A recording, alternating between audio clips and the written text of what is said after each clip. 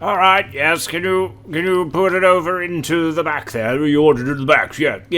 Can you put it over, I don't know, say over there.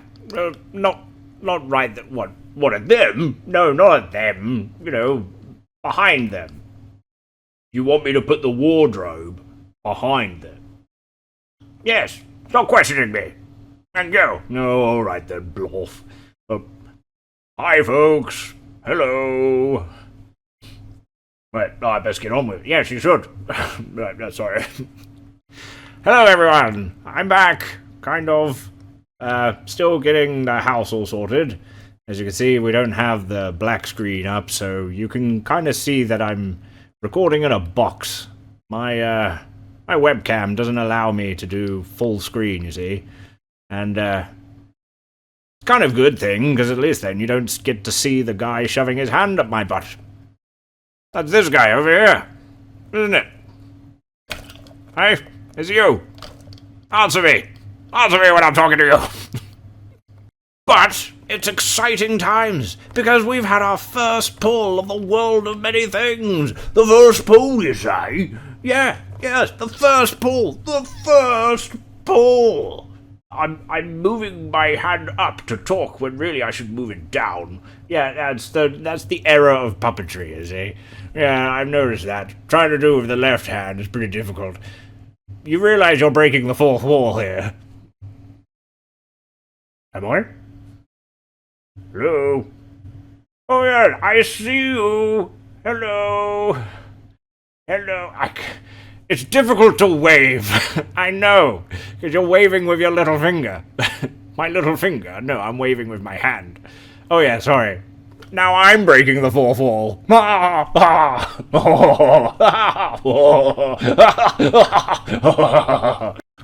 Anyway, on with the show. Previously on The Created. Alright, so 14 and 16, that hits. First beam, which is the 14 on this carionet, which is at 11. Roll for damage. A 12! Damage on that one. The beam bends round with another 12. It bends round and smacks into this carionet, also making him bloody. Bringing him down to 10 hit points. The silver needle, as it has poked him and pierced his flesh. Shadow must now succeed on a DC 12 Charisma saving throw. If he fails, he is then cursed by the silver needle. And Charisma is his worst one as well. Oh, I haven't actually ticked which one is... Oh, yes I have. This is the text. I thought it would be like a coloured dot. Alright, so Charisma saving throw. Ignore what I just said. We need a DC 12 or more. Here we go. Failure! Shadow is cursed by the needle. So, Shadow now. He needs to do another DC 12 Charisma saving throw. Come on, Shadow. Charisma saving throw. This is an important one now. DC 12. Critical fail.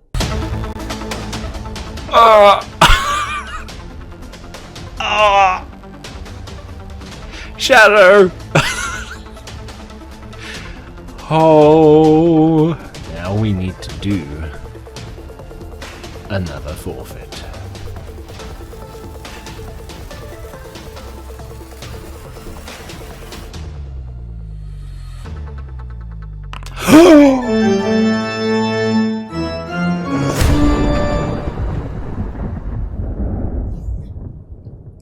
is our second skull!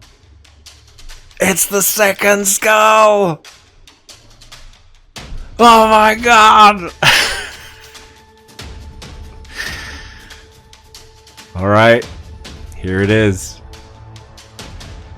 The world of many things. And it's only the bad cards.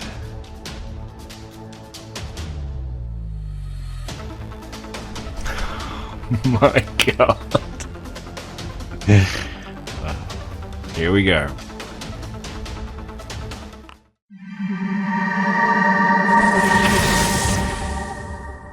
The Rogue card. A non-player character of the GM's choice, so my choice, I mean either way it's my choice, becomes hostile towards you. The identity of the new enemy isn't known until the NPC or someone else reveals it. Nothing less than a wish spell or divine intervention can end the NPC's hostility towards you. And what did Lashana and Victor get? A divine intervention. So there may be a chance to stop whoever it is who is now hostile towards us. So I will have a think of this off camera, at who it could be. I would love to see you guys in the comments below, like, try and guess who you think it may be who is now hostile towards us. So this is an NPC character who wasn't hostile before, but is now, and it can be anyone. It could be anyone within the game, or anyone that we've mentioned in our characters' backstories. So I just want to lay the choices out there. I'm interested to see, you know, who you believe it might be. I've got a couple people in mind, but I'll have a think about it. Ooh, okay, interesting. Wow, what an episode. My brain's exploding. I can't brain and function today. And we're getting crit fails after crit fails. And then we get the second skull. And Shadow has been possessed. Okay, carrionet number 5. He's gonna go 5, 10, 15, 20, 25. I didn't want, can I just undo? Okay, cool. No, I don't want to grab you. Oh, he can't, he's actually in, so he can stab. Alright, so he's going to try and poke him in the butt with the needle. Gonna jab him in the butt. Because the dim is not cursed yet.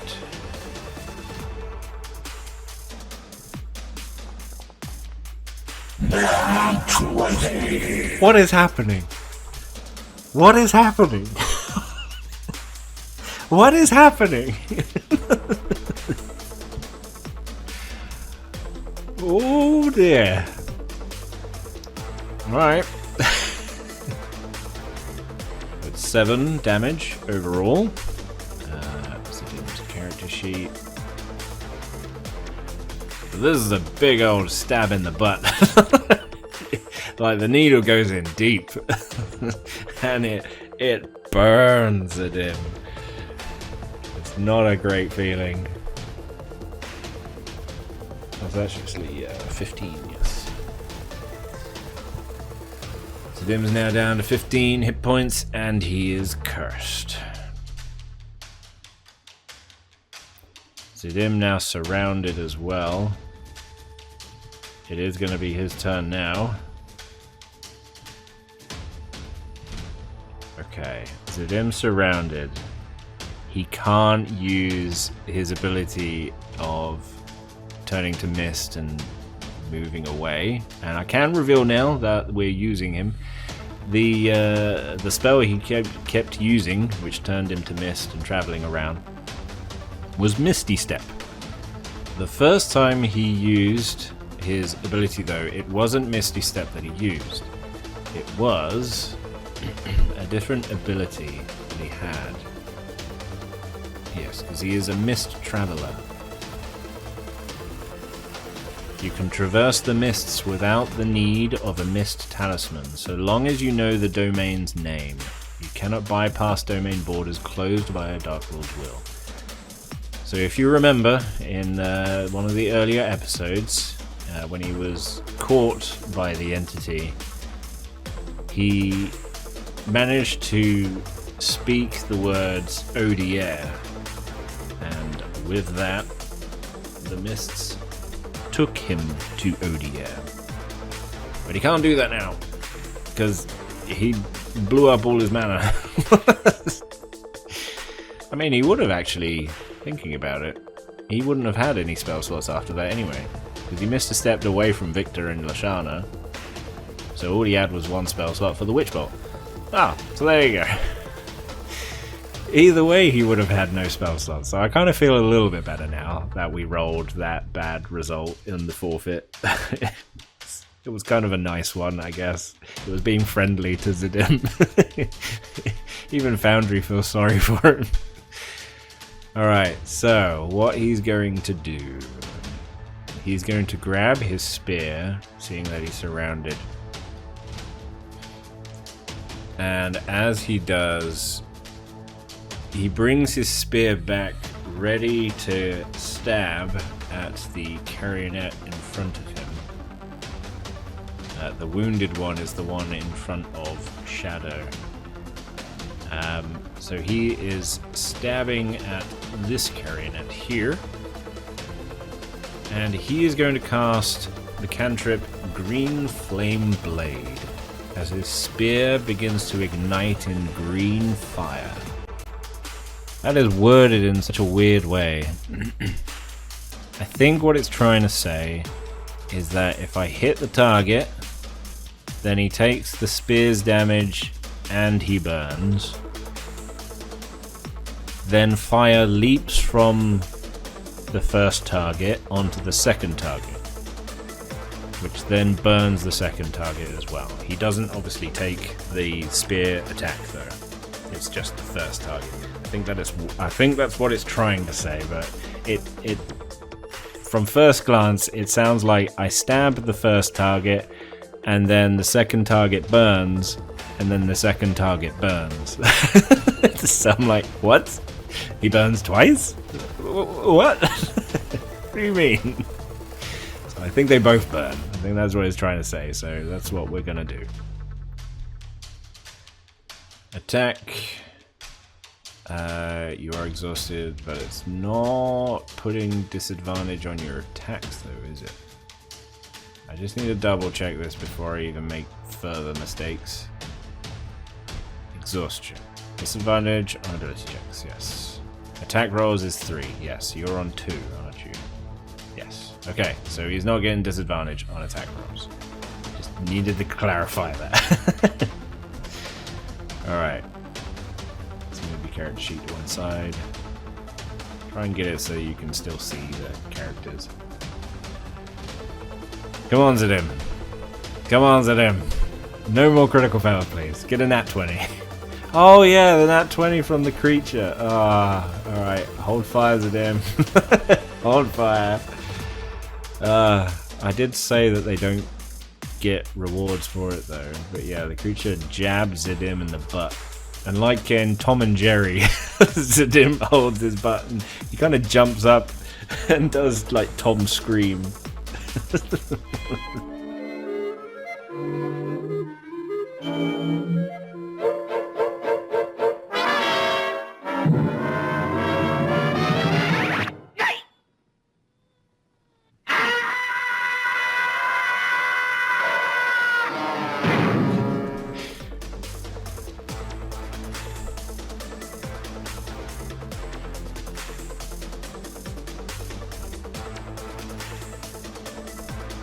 Want to see, should I be doing this? I'm gonna leave this. I'm gonna put this one out there for you guys. I know I said that enemies and NPCs, if they get a nat 20, then it doesn't affect the table at all. Like, they don't roll for anything.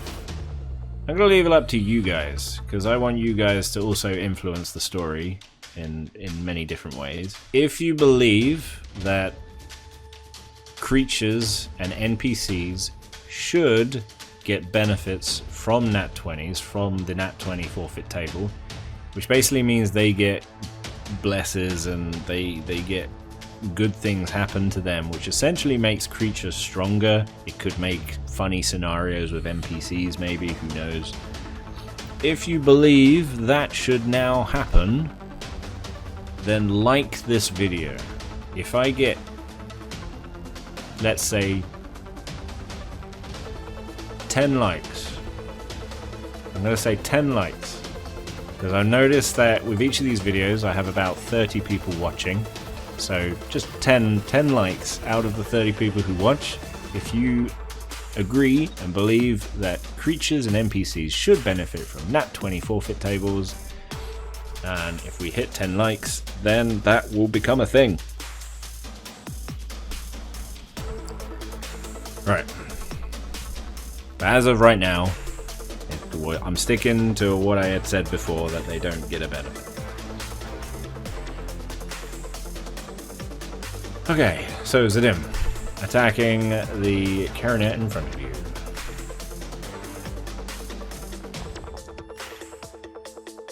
$15, that hits. Okay, thank you, Zadim. You hit the target. So you'll be dealing how much damage to him? Yeah, it's dealing fire damage as well. 14. Can we break that down? Doing 5 fire. Okay, the Carionet, I believe, is weak to fire. If a creature or an object has vulnerability to a damage type, damage of that type is doubled. Yep, that's what I thought. Alright, so that is 6 damage from the spear into the Carionet, and 10 damage as the green fire engulfs the doll and burning it. So that is doing 16 damage. Bringing him straight down to 6. So this Carionet is in very bad shape, and it starts like dancing around and flapping around on the in front of Zadim as it's trying to pat away the fire, only it's doing such a bad job because he's a puppet, so it's difficult for him. The fire then arcs across and jumps from the Carionet onto the one in front of Shadow, and will attempt to burn him too. So 3 plus a d8.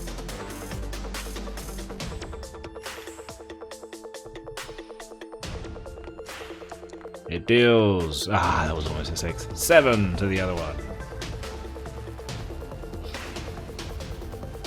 Oh, knocking him down to 3. You did a very good attempt at trying to destroy 2 of these Carionets at once. But alas, you couldn't do it. Alright. Is there anything else you might be able to do? That was a good attack, Zadim. Have nothing else that will help. I can't even disengage because you're surrounded. Alright, just gotta hope for the best, Zadim.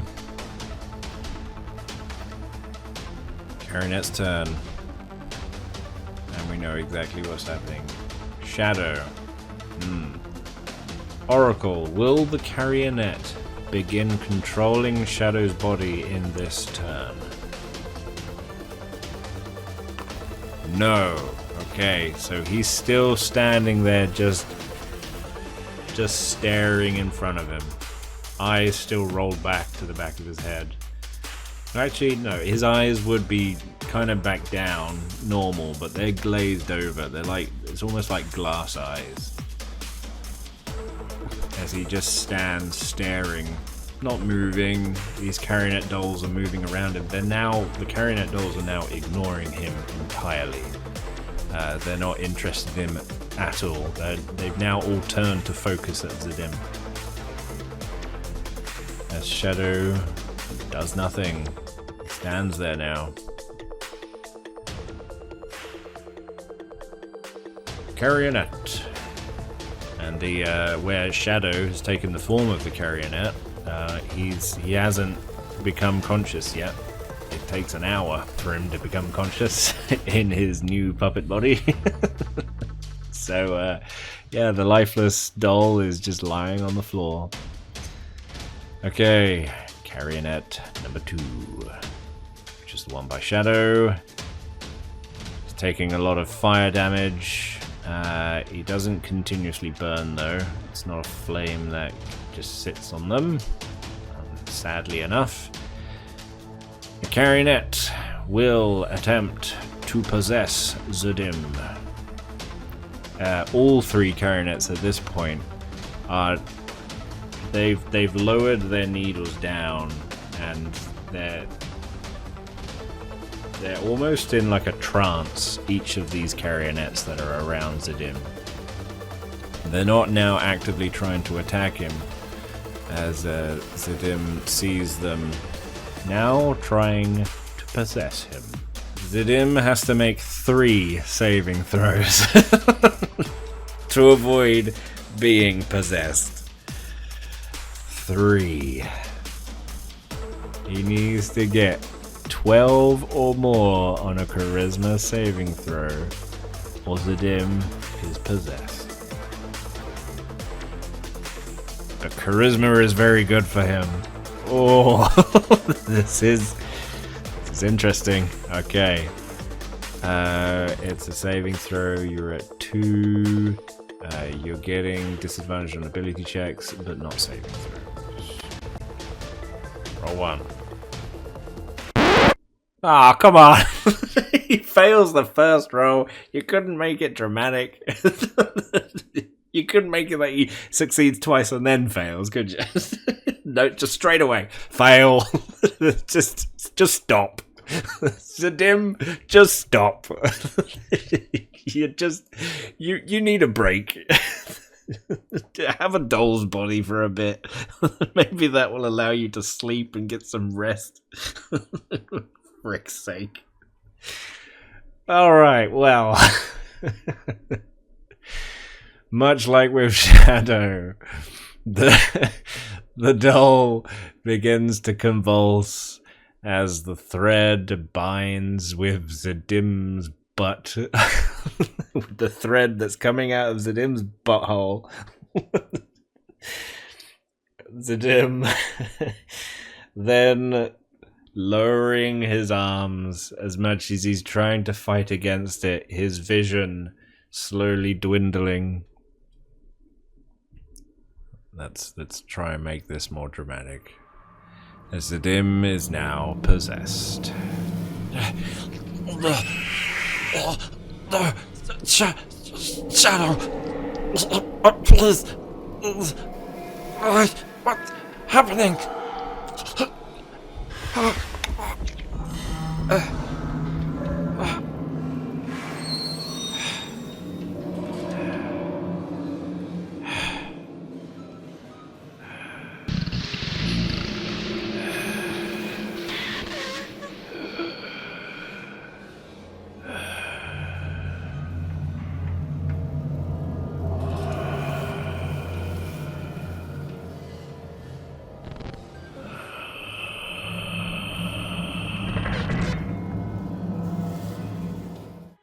The scene returns to Victor and Lashana.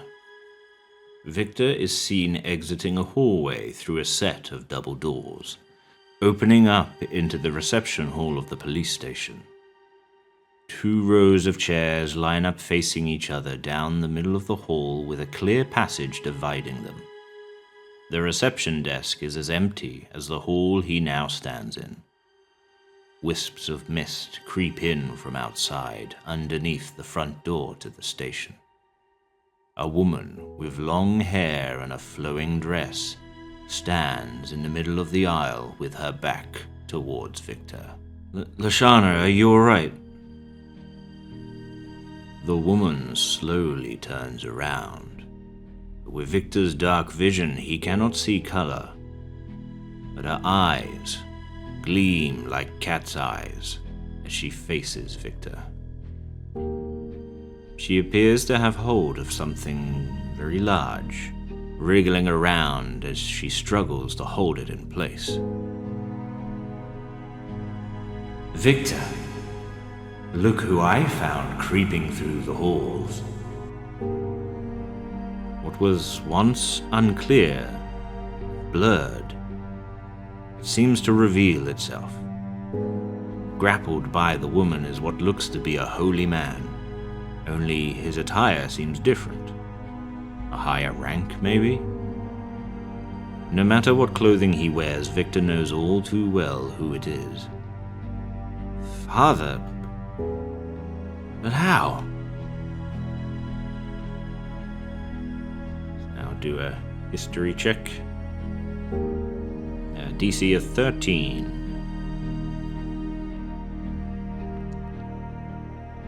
He succeeds with a 19. Realizing the situation and what is befalling upon him, Victor, getting a strong sense of deja vu, feels like he has seen this very scene before. No, not again, please. The man looks into Victor's eyes with sorrow and guilt. I'm sorry, son.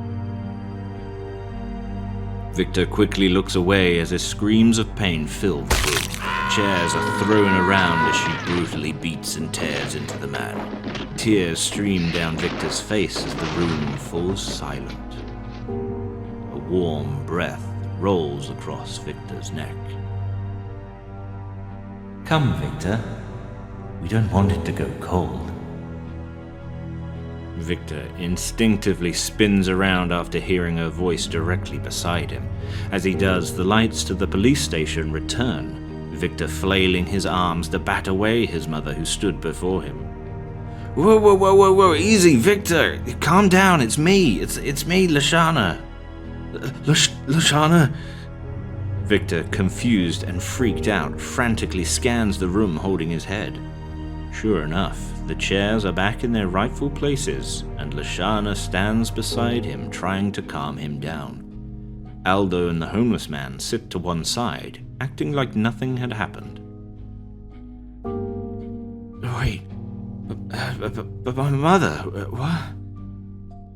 Calm down, Victor, there's no one else here. There was a power cut, but it seems to be fixed now. What? Power cut? Yeah, Aldo, you heard it, didn't you? I don't know what I heard, but it certainly was a bit spooky with all the lights off. Yeah, see, I'm not crazy. She was here, right? Victor, there's no one else here but us. Perhaps the dark just played tricks on your mind or something.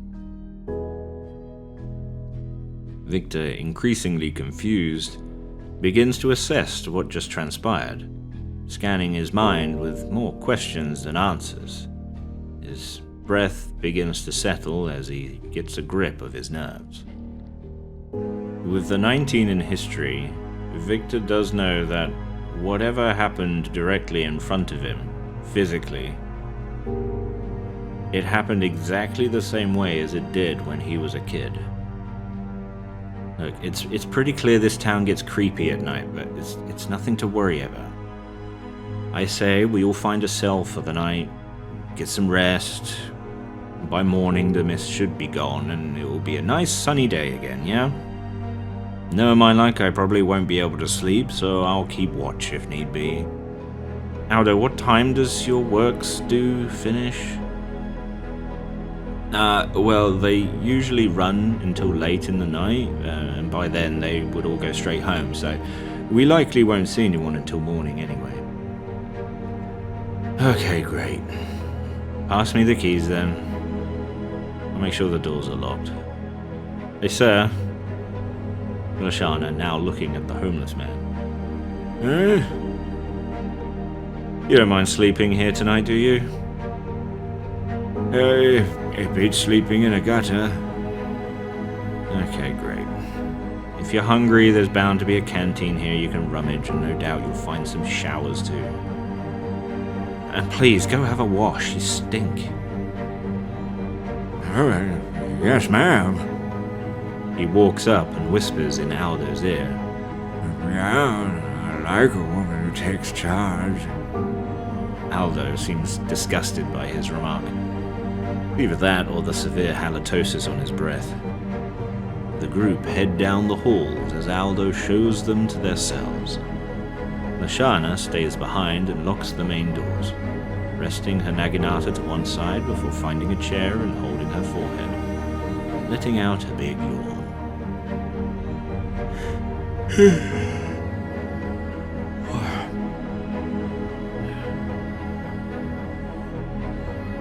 Is that really Victor's mum? Time passes as the team take a long rest. Lashana, unable to sleep, moves from the chairs to the floor to under the reception desk, before finally entering a kind of meditation.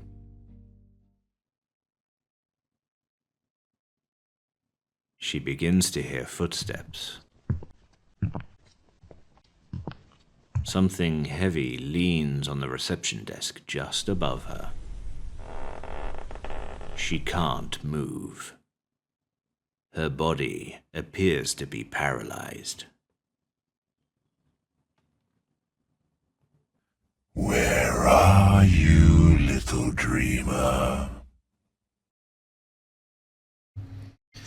Well. Did you see that? I got possessed. You did. I got possessed, Blorf. I got possessed. I know. I was watching and DMing.